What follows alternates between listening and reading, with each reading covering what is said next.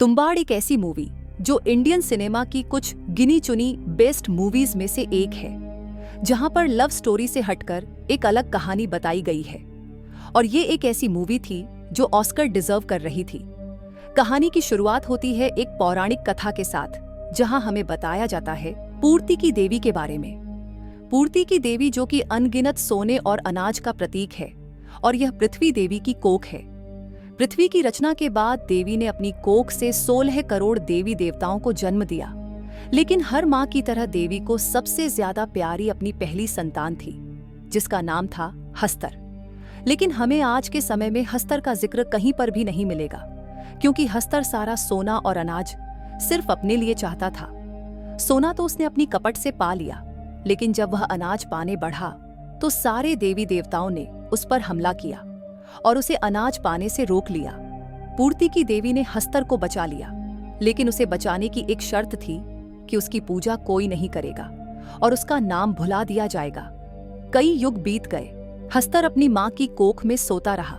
उसके बाद तुम्बाड़ गांव में कुछ लोगों ने हस्तर का मंदिर बना दिया, जिसके बाद बाकी देवी देवताओं का क्रोध तुम्बाड़ पर बारिश बनकर बरसा। अब वर्तमान स्थिति साल 1918 तुम्बाड़ में हर रोज की तरह बारिश हो रही थी। तभी एक औरत को दिखाया जाता है जो एक हवेली में जाती है, जहां एक बूढ़े इंसान को वो कुछ फिजिकल फेवर्स देती है। आगे वह उसे जल्दी करने को कहती है, क्योंकि उसे घर जाकर एक बूढ़ी औरत को खाना भी खिलाना है। उसी कमरे में हस्तर की मूर्ति रखी होती है, साथ ही मूर्ति के हाथ में एक गोल्ड कॉइन भी होता है। वो औरत वह गोल्ड कॉइन मांगती है, जिस पर वह आदमी मना कर देता है और कहता है कि वो कॉइन ऐसे ही नहीं मिल सकता, उसे कमाना पड़ता है। दूसरी तरफ उस औरत के 2 बच्चे सदाशिव और विनायक अपने घर आते हैं, लेकिन घर पर ताला होता है। इसे देख उन्हें पता चलता है कि उनकी माँ अभी तक सरकार की हवेली से लौटकर नहीं आई है। फिर वे थोड़ी देर अपनी माँ के आने का इंतजार करते हैं और फिर ताला खोलकर अंदर जाते हैं। उन्हें भी पता होता है कि उस बुढ़िया को खाना खिलाना है, इसलिए फिर बड़ा भाई विनायक उस बुढ़िया के लिए खाना बनाता है और सदाशिव को खाना लेकर उस बुढ़िया को खिलाने भेजता है। सदाशिव डर जाता है, लेकिन फिर भी जैसे तैसे हिम्मत करके वह जाने लगता है। तभी उसकी माँ वहां आती है और दोनों को मारती है, और फिर खाने की थाली लेकर अंदर जाती है और उस बुढ़िया को खाना खिलाती है, साथ ही में उसके नाखून भी काटती है। रात में विनायक अपनी माँ से पूछता है कि क्या उस आदमी ने उन्हें गोल्ड कॉइन दिया। इस पर उसकी माँ मना कर देती है। तभी विनायक उस बूढ़े आदमी को गाली देता है। तभी उसकी माँ उसे मारती है और साथ ही बताती है कि असल में वह बूढ़ा आदमी उसी लड़के का पिता है। उसके बाद विनायक कहता है कि उस आदमी को बता दो कि अगर उसने हमें गोल्ड कॉइन नहीं दिया तो हम भी उसकी बुढ़िया का ख्याल नहीं रखेंगे। तभी उस रूम से उस बुढ़िया की आवाजें आने लगती हैं। विनायक की माँ कुल्हाड़ी लेकर उस रूम में देखने जाती है। वो बुढ़िया जाग गई थी। फिर वो उसे सो जा बुढ़िया, वरना हस्तर आ जाएगा, कहती है, और फिर वो बुढ़िया सो जाती है। अगले दिन वो बूढ़ा आदमी मर जाता है। उसके बाद फिर वो औरत अपने दोनों बेटों के साथ तुम्बाड़ छोड़कर पुणे जाने का सोचती है, लेकिन विनायक मना करता है। उसे लगता है कि उस बूढ़े आदमी की हवेली में जरूर कोई खजाना होगा, और फिर वो अपनी माँ से उस हवेली में रहने जाने के लिए कहता है, क्योंकि बूढ़े के मरने के बाद हवेली पर उनका ही हक था। उसी दौरान सदाशिव, जो कि घर की दीवार पर चढ़ा था, वहां से उसका पैर फिसलने के कारण नीचे गिर जाता है और उसका सिर फूट जाता है। उसकी माँ उसे लेकर वैद्य के पास जाने लगती है। तभी वो विनायक को उस बुढ़िया को आज अकेले खाना खिलाने के लिए कहती है। साथ में अगर वो बुढ़िया जाग जाएगी तो उसे कहना कि सो जा बुढ़िया, वरना हस्तर आ जाएगा। तभी विनायक अंदर आकर देखता है कि खाना जल गया है। फिर वो उस बुढ़िया के लिए जल्दी से कुछ खाने के लिए बनाने की कोशिश करता है, लेकिन तभी वो बुढ़िया अपने रूम से बाहर आ जाती है और फिर वो विनायक को लेकर अपने रूम में चली जाती है। वो उसे खाने वाली होती है और विनायक को भी अपनी माँ की बात याद नहीं आ रही थी।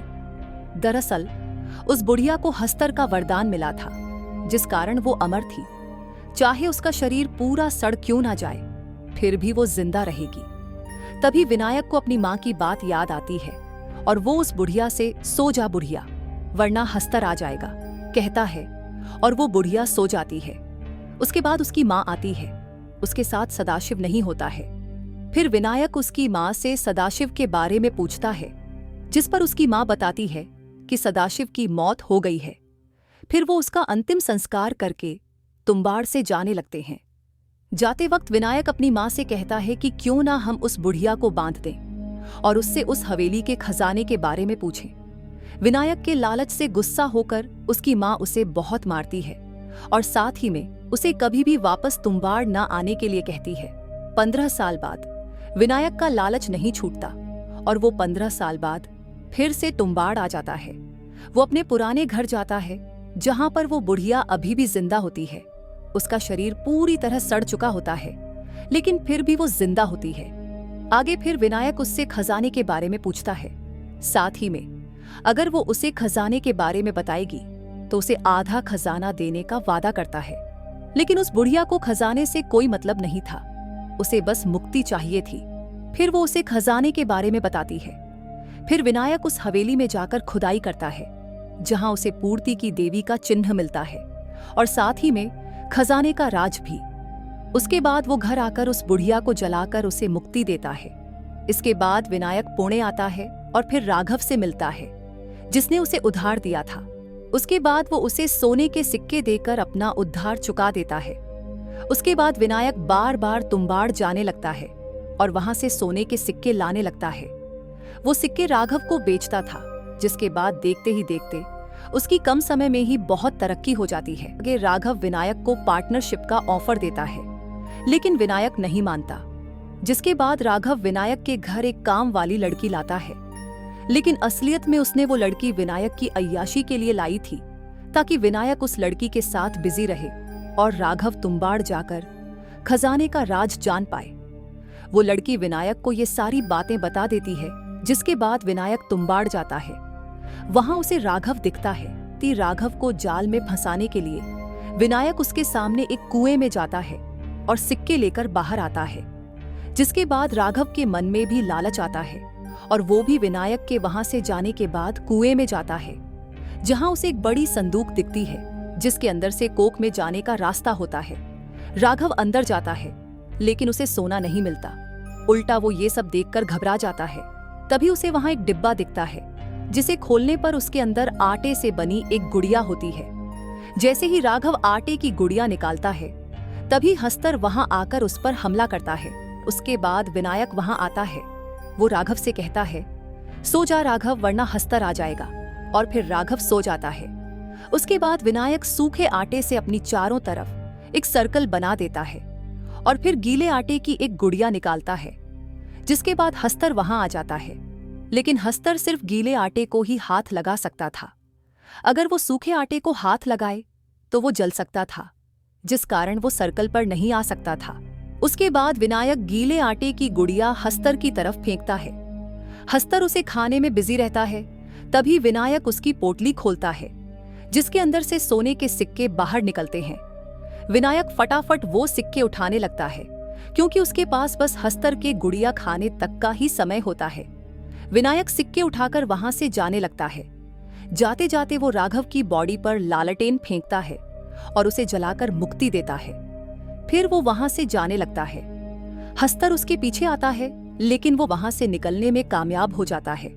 1947 में जब भारत स्वतंत्र हो जाता है, तब तक विनायक काफी अमीर बन चुका होता है और उसके 2 बेटियां और एक बेटा भी होता है। विनायक की बीवी उस कामवाली को पसंद नहीं कर रही थी, जिस कारण वो उसे घर से निकाल देती है। लेकिन विनायक उसे अपने घर के ऊपर वाले कमरे में रखता है और साथ ही में वो अपना ज्यादातर वक्त उसके साथ ही गुजारता था। विनायक के शौक दिन ब दिन बढ़ने लगते हैं और वो अलग अलग तरह के नशे करने लगता है। साथ में अब विनायक पहले जैसी फुर्ती से चढ़ नहीं पाता था, जिस कारण वो ये काम अपने बेटे को भी सिखाने वाला था। इसलिए वो घर में उसे रस्सी से ऊपर चढ़ना उतरना और सिक्के जमा करने की प्रैक्टिस करवाता है। उसके बाद वो अपने बेटे पांडुरंग को लेकर तुम्बाड़ जाता है। जाते वक्त वो उसे सारी बातें बताता है और उसे तैयार करता है। इसके बाद वो हवेली जाते हैं, जहां विनायक अपने बेटे को गीले आटे की गुड़िया बनाना सिखाता है। लेकिन वो गीली आटे की गुड़िया वहीं फेंक देता है, क्योंकि आज वो सिर्फ अभ्यास के लिए आए थे। उसके बाद वो दोनों देवी की कोख में जाते हैं। पांडुरंग पहले थोड़ा डर जाता है, विनायक उसे सूखे आटे से गोल बनाना सिखाता है। तब पांडुरंग पूछता है, हस्तर कब आएगा? इस पर विनायक बताता है कि आज हमने गीले आटे की गुड़िया नहीं लाई, इसलिए हस्तर नहीं आएगा। तभी पांडुरंग अपनी जेब से गीले आटे की गुड़िया निकालता है, जिसे देखकर हस्तर आ जाता है। जैसे तैसे वो दोनों वहां से निकलते हैं, लेकिन पांडुरंग जाते जाते हस्तर की पोटली से सिक्के उठा लेता है। बाहर आने के बाद विनायक अपने बेटे को मारता है और फिर ऐसी गलती ना करने के लिए कहता है। साथ में वो सिक्का अपनी पहली कमाई की तौर पर खुद के पास रखने के लिए कहता है। आगे विनायक वो हवेली खरीदना चाहता था, लेकिन वो हवेली जिस राजा के अंडर आती थी, उस राजा ने स्वतंत्रता के बाद ये हवेली सरकार को देने का निर्णय लिया था। जिसके बाद विनायक बहुत शराब पीता है। आगे विनायक का बेटा उस कामवाली को अपना सोने का सिक्का देता है और साथ ही में बड़े होने के बाद उससे शादी करने को कहता है, जिस पर वो हंसने लगती है। फिर पांडुरंग अपने पिता के पास जाता है, जहां वो उसे आज तक का जमा किया हुआ खजाना दिखाता है। साथ ही में वो कहता है कि अब हमें इससे ही समाधान पाना होगा, क्योंकि हवेली अब गवर्नमेंट लेने वाली है। अगले दिन विनायक देखता है कि कामवाली के पास सोने का सिक्का है, जिसे देखकर उसे गुस्सा आता है। फिर उसे पता चलता है कि वो सिक्का पांडुरंग ने दिया था। फिर वो पांडुरंग को मारने लगता है। तभी उसका बेटा कहता है कि वो गलत सोच रहा है, हमें सोना हस्तर से नहीं बल्कि उसकी पोटली से मिलता है, और अगर हम उसकी पोटली ही चुरा लेंगे तो हमें फिर वहां जाने की जरूरत नहीं होगी। लेकिन विनायक कहता है कि एक आटे की गुड़िया खाने में हस्तर को थोड़ा ही समय लगता है, जिसमें हम कुछ ही सिक्के ले सकते हैं, तो फिर पोटली चुराने का समय कहाँ मिलेगा? जिस पर उसका बेटा एक आइडिया देता है, हम कई सारी आटे की गुड़िया ले जाएंगे। जैसे ही वो पहली गुड़िया खाएगा, हम दूसरी डालेंगे, फिर तीसरी। इस तरह हमें ज्यादा वक्त मिलेगा। इसके बाद वो दोनों बहुत सारा आटा लेकर तुम्बाड़ जाते हैं। वहां वो बहुत सारी आटे की गुड़िया बनाते हैं। फिर विनायक कोख तक जाने के रास्ते में जो संदूक होती है, वहां सूखे आटे का गोल बनाता है। फिर दोनों अंदर कोख में जाते हैं, जहां पर वो हमेशा की तरह सूखे आटे का गोल बनाते हैं। इसके बाद जैसे ही विनायक अपने हाथ में 2 आटे की गुड़िया उठाता है, वो देखता है कि वहां अब एक की जगह 2 हस्तर आ गए हैं। वह अपने बेटे को बाकी की गुड़िया निकालने से रोकता है, लेकिन तब तक पांडुरंग सारी गुड़िया नीचे डाल देता है और फिर जितनी गुड़िया होती हैं, उतने ही हस्तर वहां आ जाते हैं। इतने सारे हस्तर देखकर पांडुरंग बेहोश हो जाता है।